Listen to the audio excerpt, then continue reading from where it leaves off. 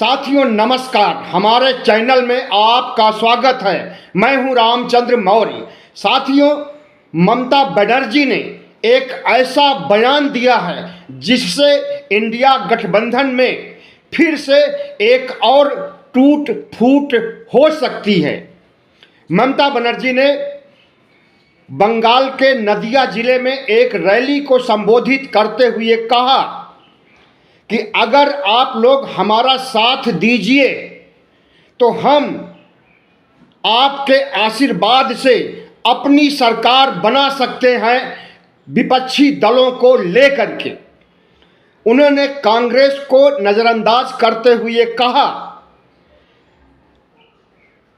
कि कांग्रेस पार्टी को सिर्फ 2 सीटें दी जाएंगी बिहार में बंगाल में चुनाव लड़ने के लिए। ममता बनर्जी के तेवर को देखते हुए यही कहा जा सकता है कि लगता है कि वो भी भारतीय जनता पार्टी के हाथों खेल रही हैं।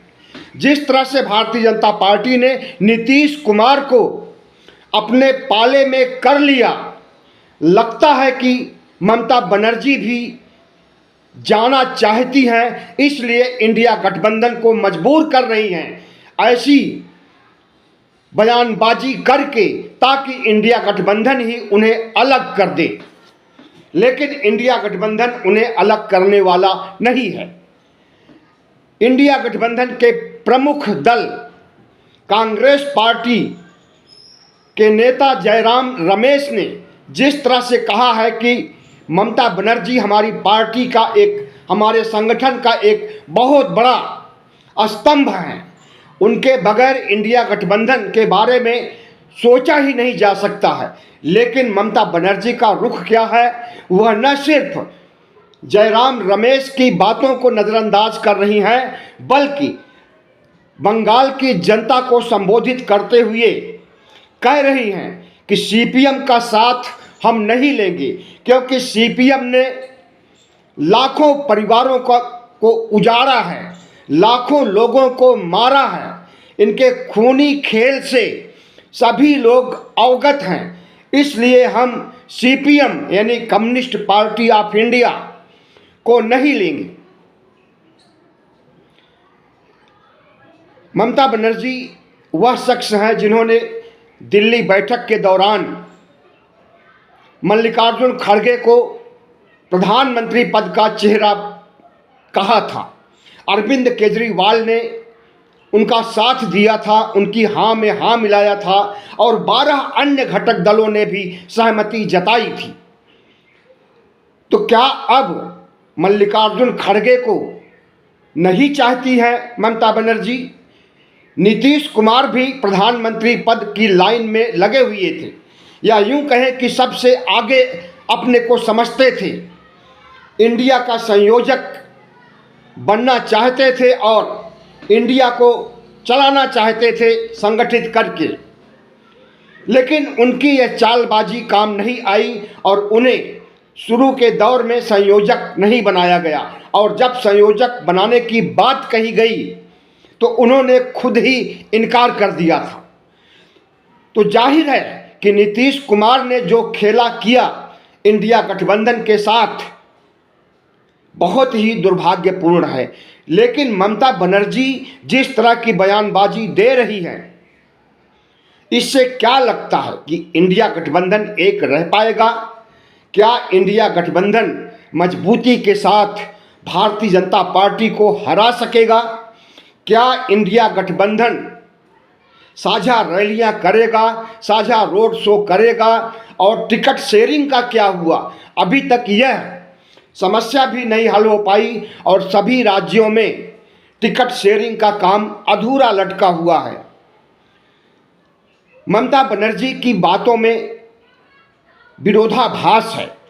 कभी वो कहती हैं कि मल्लिकार्जुन खड़गे को बनाया जाना चाहिए प्रधानमंत्री पद का चेहरा, और नीतीश कुमार को नज़रअंदाज करती है। नीतीश कुमार से उनकी व्यक्तिगत दुश्मनी शायद कोई है, इसलिए वो इंडिया गठबंधन में अपना रुतबा बनाए रखने के लिए नीतीश कुमार के जाने के बाद भी उन्होंने कोई शोक नहीं व्यक्त किया, बल्कि उन्होंने यह कहा कि इंडिया गठबंधन कमजोर नहीं हुआ है अकेले नीतीश के जाने से, और अच्छा हुआ ऐसे लोग चले गए जो कि बाद में गठबंधन को नुकसान पहुंचा सकते थे मोदी के इशारों पर। ममता बनर्जी ने जिस तरह से इंडिया गठबंधन की एकता पर सवाल उठाया है और जिस तरह से वह कह रही हैं कि विपक्षी पार्टियों को लेकर के हम सरकार बना लेंगे, और उन्होंने इंडिया का नाम भी नहीं लिया, तो ऐसे में क्या समझा जाए? ऐसे में यही समझा जा सकता है कि ममता बनर्जी भी नीतीश कुमार बनने वाली हैं। शायद उनके भतीजे अभिषेक बनर्जी मोदी के हिट लिस्ट में हैं। सीबीआई, ईडी, आईटी उनसे भी पूछताछ समय समय पर करती रहती है। कई सम्मन उन्हें भी जारी हो चुके हैं। तृणमूल कांग्रेस के कई सांसद भी सीबीआई, ईडी, आईटी के घेरे में आ गए हैं, और इन सांसदों को मुक्ति दिलाने के लिए अभिषेक बनर्जी को सीबीआई, ईडी, आईटी के क्रूर हाथों से बचाने के लिए क्या ममता बनर्जी ने प्रधानमंत्री मोदी, गृह मंत्री शाह से कोई अंदरूनी समझौता कर ली है? और उस समझौते में यही है कि सीपीएम को, कांग्रेस को कोई सीट नहीं दीजिए और अपना चुनाव आप खुद लड़िए, और जिन 18 सीटों पर 2019 में कांग्रेस पार्टी, भारतीय जनता पार्टी लड़ी और जीती थी, उन सीटों पर कमजोर उम्मीदवार उतारिए। इसलिए भारतीय जनता पार्टी इनके ऊपर दबाव बना रखी है और उसी दबाव के तहत इस तरह से बयानबाजी करवा रही है। लेकिन इससे इंडिया गठबंधन को झटका नहीं लगने वाला है। इंडिया गठबंधन में अन्य घटक दल मजबूती के साथ जुड़े हुए हैं, और चुनाव आचार संहिता लागू होने के बाद संभवतः मायावती भी आ जाएं इंडिया खेमे में।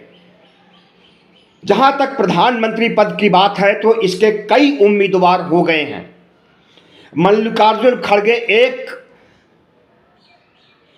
ममता बनर्जी 2, अखिलेश यादव 3, और अगर मायावती गठबंधन में आ जाएंगी तो सबसे प्रबल दावा उन्हीं का होगा। वो कहेंगी कि एक दलित महिला को इस देश का प्रधानमंत्री बनाया जाए। डॉक्टर भीमराव अंबेडकर, कांशीराम के सपनों को साकार किया जाए, वह भी दबाव डाल सकती हैं। तो प्रधानमंत्री तो एक ही बन सकता है, अनेक तो बन नहीं सकते हैं। तो कितने प्रधानमंत्री बनेंगे इंडिया गठबंधन से? क्या प्रधानमंत्री पद के लिए सिरफुटौल होगी और उस सिरफुटौल से पार्टियां अलग हो जाएंगी? हमें तो कुछ ऐसा ही लगता है। इंडिया गठबंधन को जिस तरह से प्रधानमंत्री नरेंद्र मोदी ने कमजोर करने का सिलसिला शुरू किया है, कभी नीतीश कुमार के कंधे पर बंदूक रख करके चलाते हैं, कभी मायावती के कंधे पर बंदूक रख करके चलाते हैं, और कभी अरविंद केजरीवाल को भी बंदर घुड़की दे रहे हैं कि उन्हें भी गिरफ्तार कर लिया जाएगा। उनके पास 5वां सम्मन आया है। ईडी ने 5वां सम्मन भेजा है अरविंद केजरीवाल के लिए, और सोमवार को उन्हें हाजिर होना है ईडी के सामने। लेकिन अरविंद केजरीवाल ने इसे सिरे से खारिज कर दिया है, जैसे कि 4 पिछले सम्मन को खारिज किया था। तो क्या अरविंद केजरीवाल भी जेल जाने वाले हैं? हमें तो कुछ ऐसा ही लगता है। प्रधानमंत्री नरेंद्र मोदी अंदरूनी सर्वे कराते हैं किसी को जेल में डालने से पहले। झारखंड में भी उन्होंने सर्वे कराया था, और उस सर्वे में उन्हें लगा कि अगर हेमंत सोरेन जेल चले जाएंगे तो उन्हें कोई नुकसान नहीं होने वाला है। इसी तरह से बिहार में भी उन्होंने मुख्यमंत्री नीतीश कुमार को तोड़ने के पहले सर्वे कराया था, अंदरूनी सर्वे, भारतीय जनता पार्टी आरएसएस का सर्वे, जिसमें उन्हें पता चल गया कि अगर नीतीश कुमार टूट करके एनडीए गठबंधन में आते हैं तो उन्हें कोई नुकसान नहीं होने वाला है। तो क्या मोदी और शाह ने दिल्ली में भी सर्वे कराया है कि अरविंद केजरीवाल को गिरफ्तार किया जाए या न किया जाए?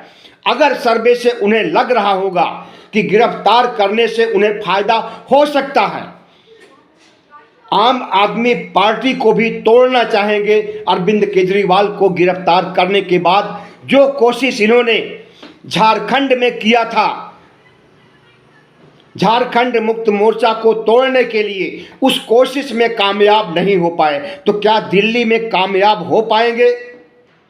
दिल्ली में 21 विधायकों को, आम आदमी पार्टी के 21 विधायकों को 25-25 करोड़ रुपए देने की बात कुछ दिनों पहले ही अभी सामने आई थी, जिसे खुद अरविंद केजरीवाल ने बताया था।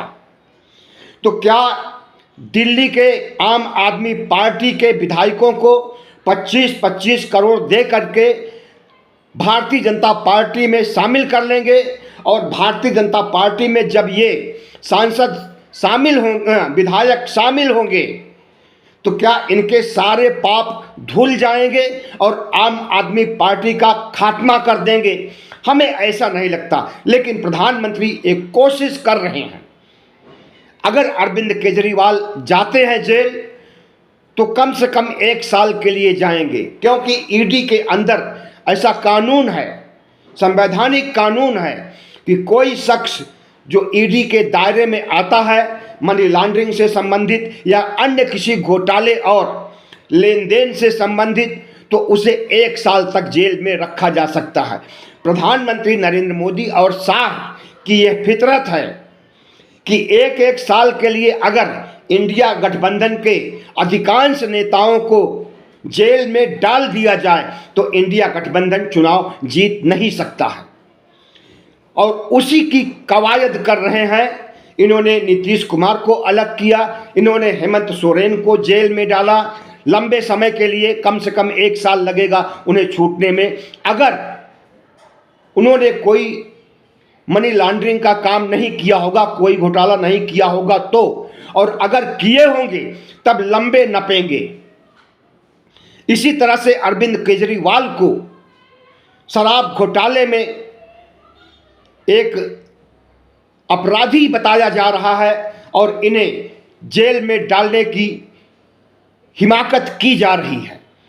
तो प्रधानमंत्री नरेंद्र मोदी कितने लोगों को जेल में डालेंगे और जेल में डालने से, ईडीआई का हंटर चलाने से क्या उन्हें फायदा होगा? हमें तो नहीं लगता है। सीबीआई, ईडी, आईटी इतना कुख्यात हो चुका है जनता के बीच में कि अब प्रधानमंत्री नरेंद्र मोदी अगर कहते हैं कि हम भ्रष्टाचार मिटाने के लिए सीबीआई, ईडी, आईटी का प्रयोग कर रहे हैं, तो उनकी बात पर कोई विश्वास करने वाला नहीं है।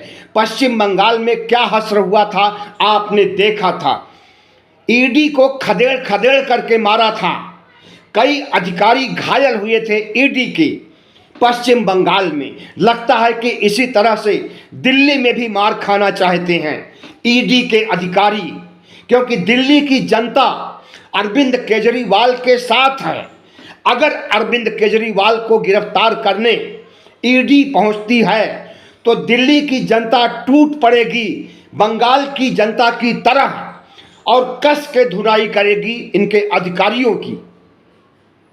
इसी तरह से अन्य राज्यों में, बिहार में भी यह खेला हो सकता है। तेजस्वी यादव, लालू यादव को गिरफ्तार करने चुनाव के पहले अगर ईडी जाती है तो इनकी वहां भी धुनाई होगी बंगाल की तरह। प्रधानमंत्री नरेंद्र मोदी ने हद कर दी है। सीबीआई, ईडी, आईटी का इस्तेमाल सिर्फ विपक्ष पर किया जा रहा है। भारतीय जनता पार्टी के नेताओं में कितना बड़ा घोटाला है, डबल इंजन की सरकारों में कितना बड़ा घोटाला है, उनके ऊपर ईडी का प्रयोग नहीं किया जा सकता। मध्य प्रदेश चुनाव के दौरान केंद्रीय कृषि मंत्री नरेंद्र सिंह तोमर के बेटे के ऊपर कितने वीडियो वायरल हुए थे, घूसखोरी के, करोड़ों रुपए लेने के, करोड़ों रुपए हजम करने की बात वीडियो पर स्वीकार किया था, उसके खिलाफ ईडी ने कोई एक्शन नहीं लिया। पश्चिम बंगाल में कांग्रेस पार्टी को तोड़ने के लिए गाड़ी भर भर के पैसे जा रहे थे, जिसे हेमंत सोरेन ने गिरफ्तार करवा लिया था और उस पैसे को सार्वजनिक रूप से दिखाया गया था। और उस पर भी कोई कार्रवाई सीबीआई, ईडी, आईटी की नहीं हुई। व्यापम घोटाला बहुत बड़ा घोटाला है, जिसमें 50 से अधिक लोग मारे गए हैं, करोड़ों रुपए का लेन देन हुआ है, तमाम बेरोजगारों का भविष्य दांव पर लग गया है, तमाम छात्रों का, नौजवानों का भविष्य दांव पर लग गया है। व्यापम घोटाले के प्रति भी ईडी, सीबीआई का कोई इस्तेमाल नहीं हुआ, क्योंकि ये घोटाले डबल इंजन सरकार में हुए थे और डबल इंजन सरकार पर कभी भी कोई कार्रवाई नरेंद्र मोदी नहीं करेंगे, क्योंकि ये इन्हीं की पार्टी है। सिर्फ कार्रवाई होगी विपक्ष के ऊपर, और विपक्ष के ऊपर भी चुने हुए मुख्यमंत्रियों को पकड़ा जाएगा कॉलर और उन्हें घसीट करके जेल में डाल दिया जाएगा।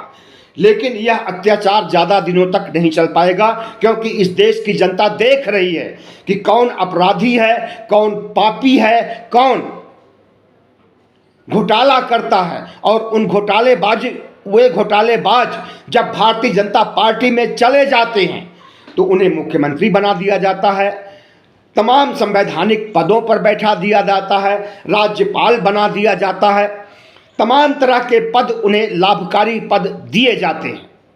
और जब तक वो विपक्ष में रहते हैं उनके खिलाफ कार्रवाई होती है। बीजेपी में शामिल होने के बाद उनके सारे पाप धुल जाते हैं। तो ममता बनर्जी ने जो बयान दिया है प्रधानमंत्री तो पद के लिए, अपनी दावेदारी पेश की है नदिया में रैली को संबोधित करते हुए, हमें लगता है कि भारतीय जनता पार्टी से भी इसका कनेक्शन जुड़ा हुआ है। बहुत बहुत धन्यवाद। हमारे चैनल को सब्सक्राइब कीजिएगा, लाइक कीजिएगा और शेयर कीजिएगा।